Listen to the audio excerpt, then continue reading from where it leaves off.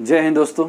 आज हम आप लोगों के बीच फिर से उपस्थित हुए हैं और आज हम थोड़ा रिवाइज कर लेते हैं कि आखिर में हम लोग पढ़े क्या गए हैं अभी तक। तो अभी तक हम आपको सबसे पहला टॉपिक एस्ट्रोनॉमी में हम आपको पढ़ाए थे ब्रह्मांड के बारे में, यूनिवर्स के बारे में कि आखिर में यूनिवर्स होता क्या है। फिर उसके बाद से हम लोगों ने देखा कि वो कैसे कैसे उसकी थ्योरियों को पढ़े कि वो कैसे विकसित हुआ, कौन से लोग ब्रह्मांड के बारे में क्या कहें, कैसे कैसे ब्रह्मांड का विकास हुआ है। उसके बाद हम लोगों ने देखा क्या, बिग बैंग थ्योरी, यानी कि एक बिग बैंग थ्योरी, उसमें भी हम बताया कि ब्रह्मांड कैसे उत्पन्न हुआ।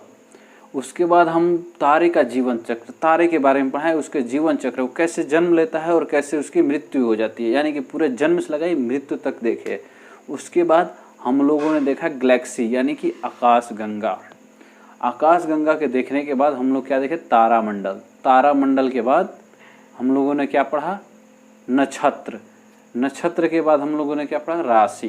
राशि कितनी होती है, 12। ठीक, नक्षत्र कितने होते हैं, 27, 27। ये सब हम लोग देख लिए हैं। आज का हमारा टॉपिक क्या है, सोलर सिस्टम। आज से एकदम नए तरीके से और आपको एकदम समझ में भी आएगा, क्योंकि आप इन सब चीज़ों से, आप इनका नाम सुनते हुए भी परिचित हैं।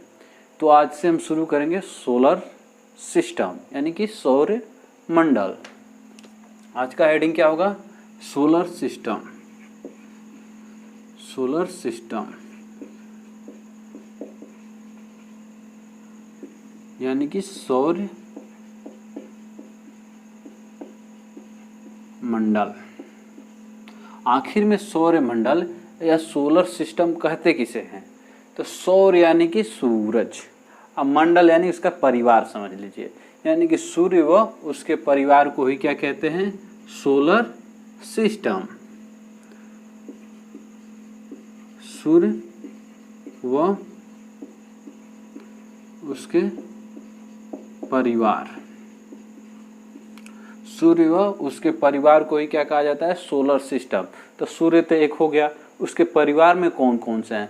अगर जो आपसे पूछा जाता है कि सोलर सिस्टम में क्या क्या है, तो आप बोलते हैं कि सूर्य और 8 ग्रह।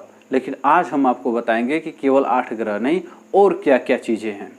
ठीक, तो अब देख लेते हैं कि सूर्य तो एक हमारा होगा ही।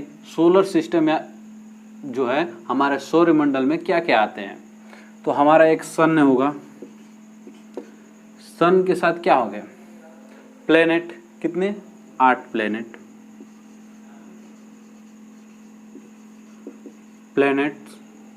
उसके बाद इसमें और क्या आएंगे, तो ड्रॉप,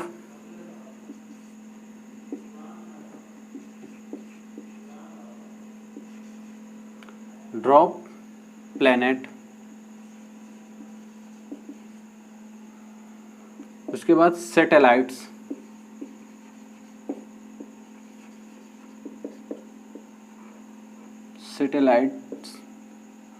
उसके बाद एस्ट्रॉइड्स। पहले इसकी हिंदी लिख लेते हैं, मतलब ये सन यानी सूर्य, 8 ग्रह, फिर बौने ग्रह,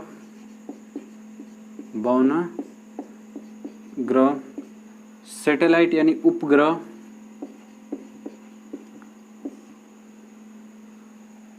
फिर एस्टेरॉइड्स, प्लस कर लेते हैं क्या, एस्टेरॉइड्स।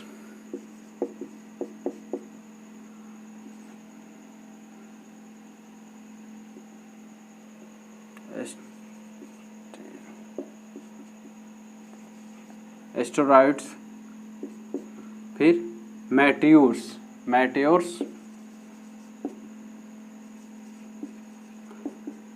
फिर मेटेरॉइड्स,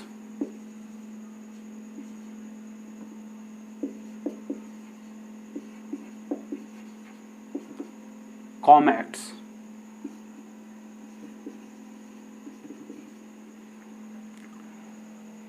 एस्टेरॉइड यानी क्षुद्र ग्रह,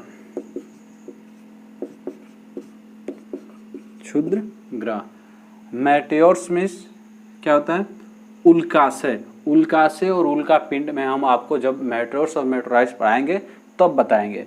अभी आप जानिए कि हमारे सोलर सिस्टम में क्या क्या है।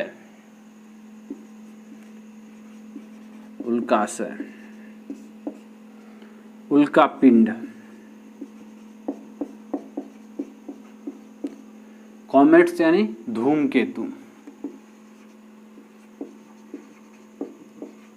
धूमकेतु या इसी को क्या कहते हैं, पुच्छल तारा, पुच्छल तारा, इसको क्या कहेंगे, पुच्छल तारा। तो हमारा सोलर सिस्टम में क्या क्या है, आपके बात से आप नहीं कहिएगा कि सूर्य और उसके ग्रह, मतलब 8 ग्रह, ये नहीं बोलना है आपको। पूछा जाए, अगर जो कोई पूछे कि सोलर सिस्टम में क्या क्या आते हैं, तो आप इतना बताएंगे कि सूर्य और 8 ग्रह, फिर बौने ग्रह, फिर उपग्रह, क्षुद्र ग्रह, उल्काशय, उल्कापिंड, धूमकेतु और पुच्छल तारा। ठीक, अभी हम इसको जैसे कि हर बार की तरह हम जैसे पढ़ा लेने के बाद फिगर बना देते हैं, वैसे ही हम अब इसका फिगर बना देते हैं कि आखिर में ये है कहाँ पे। 8 ग्रह हैं तो वो कौन कौन से हैं, यदि 52 ग्रह है तो वो कहाँ पे है, अगर जो कोई क्या उपग्रह है, सैटेलाइट है, तो वो कहाँ पे है, कोई कॉमेट्स है, धूमकेतु, वो कहाँ पे है। तो इस तरह को हम इसको फिगर के द्वारा समझ लेते हैं, जिससे आपको क्या हो जाएगा, एक फिगर बन जाएगा, तो आपके दिमाग में याद हो जाएगा। इसको हम इरेज कर रहे हैं, आप इसे लिख लीजिए।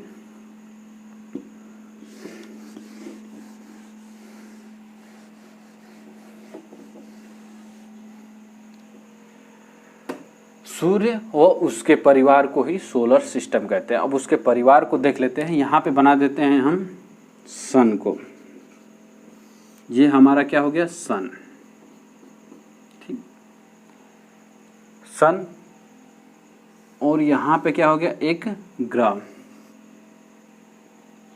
ठीक, 8 ग्रह हैं तो 8 ग्रहों को बनाना पड़ेगा, और उन्हीं के बीच में कोई उन्हीं ग्रहों का ही उपग्रह होता है।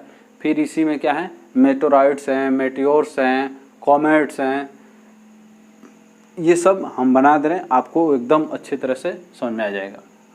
ये सबसे पहला ग्रह बना, ये कौन सा ग्रह है, तो मरकरी, इसे हिंदी में कहते हैं बुध ग्रह।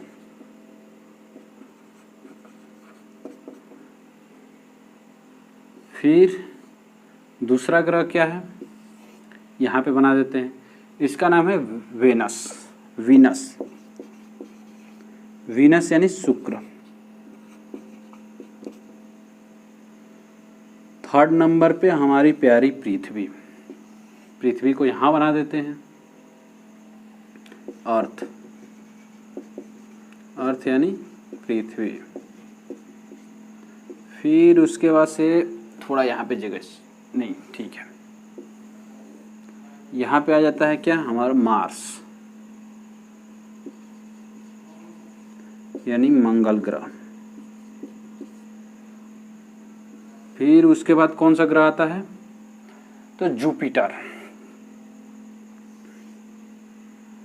जगह बच रहा है, चलिए ठीक है, जुपिटर। फिर उसके बाद जुपिटर के बाद सैटर्न, सैटर्न यानी कि शनि। इसके बाद सैटर्न के बाद यूरेनस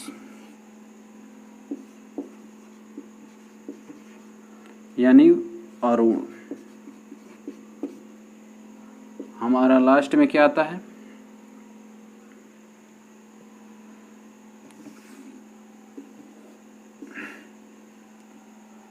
नेपच्यून,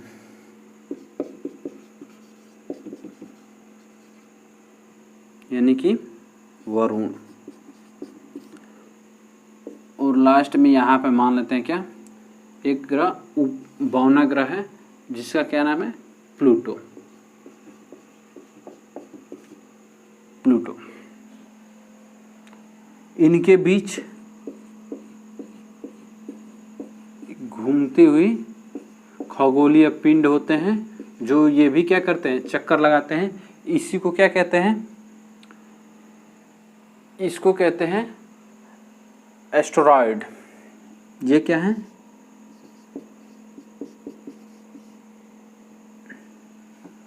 एस्टेरॉयड्स।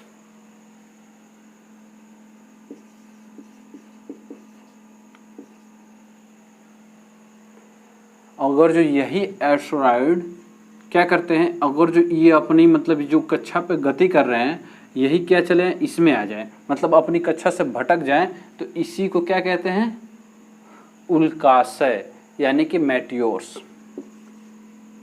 चलिए इसको बाद में बताते हैं, लिख लीजिए यहीं पे। इसको अगर जो इधर आ जाए, यही जो खगोलीय पिंड होते हैं छोटे छोटे, ये भी क्या करते हैं, ये किसके बीच होते हैं, तो मार्स और जुपिटर। जुपिटर की हिंदी क्या होती है, बृहस्पति।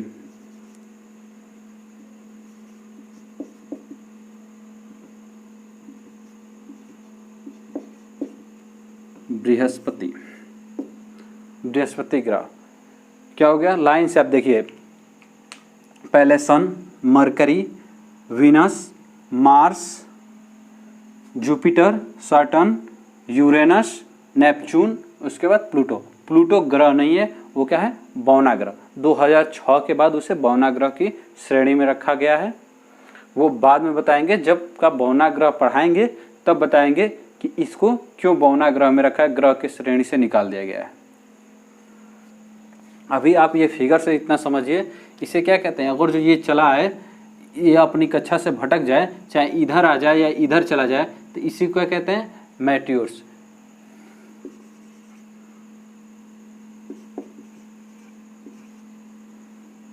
मेटियोर्स,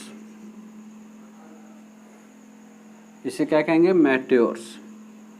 यदि यही आके ये क्या करते, पृथ्वी पर गिर जाए, तो इसे क्या कहेंगे, मेटेरॉइड्स।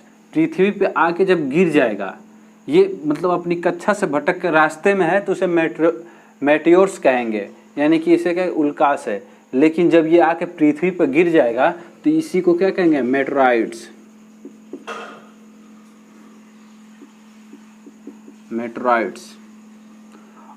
अब आपको समझ में आ रहा होगा कि हमारा सौरमंडल कैसे है और कैसे कैसे गति करता है। ठीक, अब हम इसमें थोड़ा और जान लेते हैं कि आखिर में इन्हें कहते क्या हैं। हम क्या रहते हैं, अर्थ पे रहते हैं। देखिए, जो एस्टेरॉयड है, यानी कि क्षुद्र ग्रह,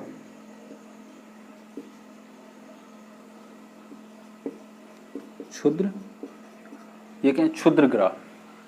इन क्षुद्र ग्रह के इधर के ग्रह जितने भी हैं, इन्हें क्या कहते हैं, सूरज के करीब है, यानी ये जो मेटेरॉइड्स है, ये एक बेल्ट की तरह काम करता है। तो मतलब जो इसके इधर हैं, उन्हें हम कहते हैं इनर प्लैनेट। इन्हें हम क्या कहते हैं, यहाँ पे देख लेते हैं, इन्हें कहते हैं इनर प्लैनेट। Inner planet. जो ग्रह इस क्षुद्र ग्रह मतलब एस्टेरॉयड बेल्ट के इधर है, उन्हें क्या कहते हैं, इन्हें कहते हैं आउटर प्लैनेट। Outer planet.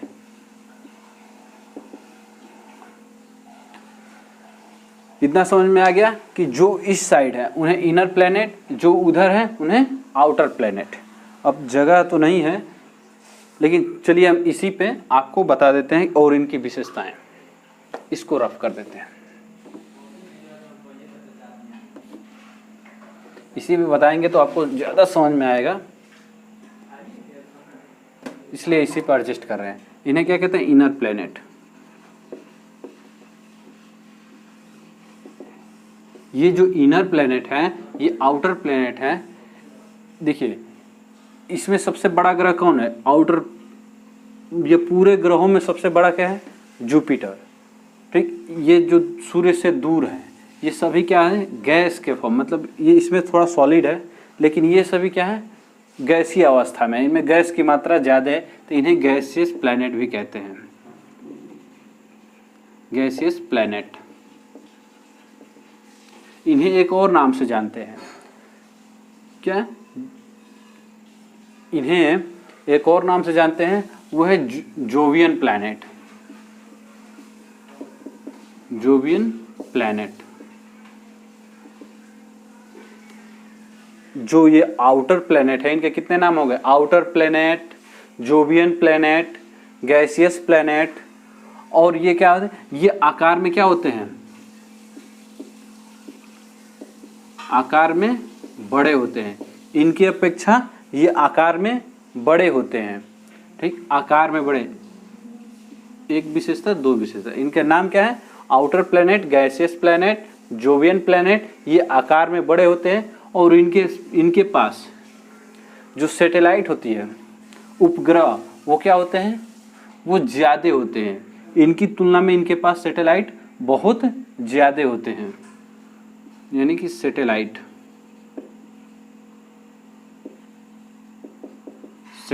यानी कि उपग्रह, प्लस कर दे रहे हैं, यानी कि ज्यादा होते हैं। अब बात कर लेते हैं इनर प्लैनेट। इनर प्लैनेट को क्या कहते हैं? तो इसे कहते हैं टेरेस्ट्रियल प्लैनेट।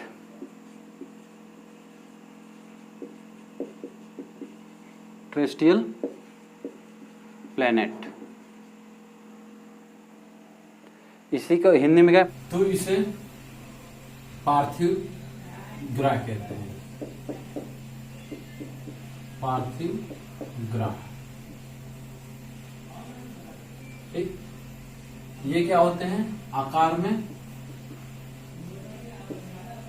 में छोटे होते हैं। इनकी अपेक्षा छोटे नहीं होते, इनकी अपेक्षा ये छोटे होते हैं। ये 4 ग्रह जो हैं, इनसे ये चारों ग्रह छोटे होते हैं। ठीक, और क्या होता है? और आकार में छोटे होते हैं और इनके पास जो सैटेलाइट होती है, उपग्रह, वो क्या होती है? कम होती है। इनके अपेक्षा कम होती है। यानी बुध के पास एक भी सैटेलाइट नहीं है, शुक्र के पास एक भी सैटेलाइट नहीं है, हमारी अर्थ के पास सिर्फ एक चंद्रमा है। वो क्या है? वो एक ही उपग्रह है। ठीक, इनके पास क्या होता है? उपग्रह कम होते हैं। कम होते हैं। आप इतना याद रखिएगा आउटर प्लेनेट और इनर प्लेनेट के बारे में। और एक बात याद रखिए, जहां जीवन संभव हो उस जगह को हम कहते हैं गोल्डीलॉक जोन। तो कहाँ जीवन संभव है? तो हमारी पृथ्वी के पास, पृथ्वी वाले एरिया में, यानी इस एरिया को क्या कहते हैं? Goldilock zone.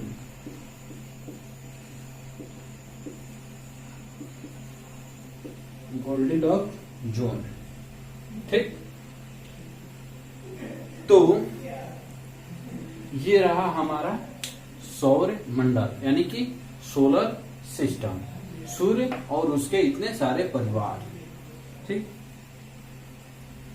तो सबसे पहले सौर मंडल में अब बारी है किसको? सन की पढ़ने की, यानी सूरज के बारे में सबसे पहले पढ़ लेते हैं, उसके बाद ग्रहों के बारे में पढ़ेंगे। तो हम सूर्य का है, एक तारा है, हम आपको बता चुके हैं। तो तारे की उत्पत्ति कैसे होती है, वो कैसे मर जाते, तारे के सिद्धांत हम आपको बता चुके हैं कि बिग बैंग द्वारा तारे बने। लेकिन तारे बने, ग्रह कैसे बने? तो इन चीज को हम पढ़ेंगे कब? ग्रहों की थ्योरी पढ़ेंगे कब? जब सूर्य को कंप्लीट कर लेंगे। यानी कि अगला आपका टॉपिक क्या होगा? सन के बारे में, सूरज के बारे में। सूरज के बारे में बहुत अच्छे तरीके से पढ़ेंगे और वैसे भी अच्छे तरीके से हम पढ़ते आ रहे हैं और बेहतर तरीके से हम कोशिश आप लोगों के लिए कर रहे हैं कि और बेहतर से बेहतर किया जाए। ठीक, तो मिलते हैं आपसे अगली वीडियो में और तब तक के लिए धन्यवाद।